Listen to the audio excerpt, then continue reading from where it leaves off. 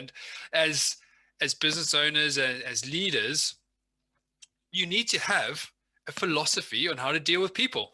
A lot of times there's chat about culture, and I get it, I understand it, but it comes back to how do you as an individual and as a leader deal with people?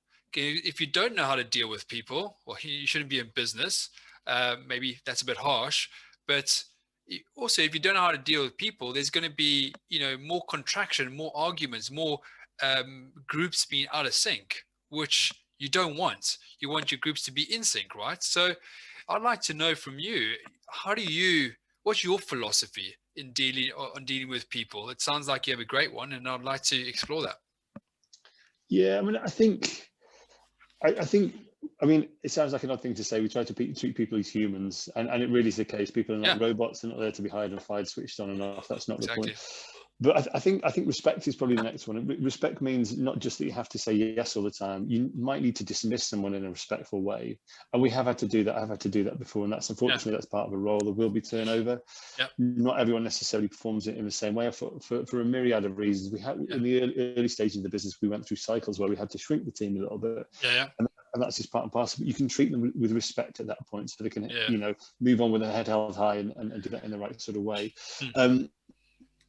But culture is such a key part. It's the biggest risk, I think, for us as a business as we grow, and it's a large part of the reason that people join the company. And I wrote something yesterday in relation to B Corp and the fact that we always ask people when they join the company as to why they joined, and quite a lot of the time is related to the language and the sort of team page and the employee page and how we treat people, and that isn't just that's not just something, by the way, that's being written on the web page. We do an ENPS, so employee net promoter score survey every 6 months, and that's the last one was we increased from the last time, which is great. It was about 80, sort of, I think it's mid 80s.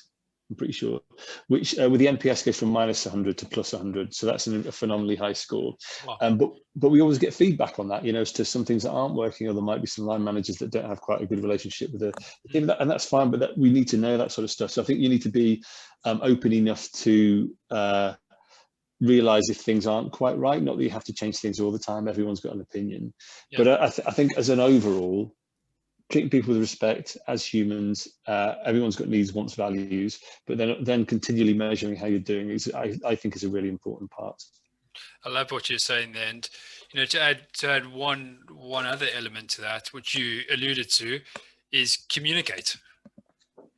Communicate, just consistently communicate, whether you're using tools as you mentioned, NPS, to check what's going on, or whether you're actually doing one-on-ones, but have the floodgates open and allow people to have a chat with you, have a founder's coffee or whatever it is, but get those communication lines up and running, and your team will your team will love you for that, right?